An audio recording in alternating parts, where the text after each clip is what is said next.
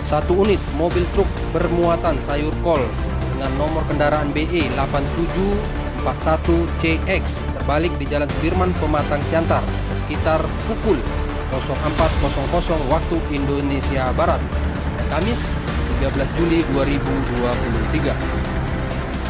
Atas peristiwa itu, pihak kepolisian lalu lintas Kota Pematang Siantar dan Dinas Perhubungan Kota Pematang Siantar langsung mengamankan akses jalan dari Jalan Gereja menuju Jalan Sudirman sehingga arus lalu lintas dapat lancar.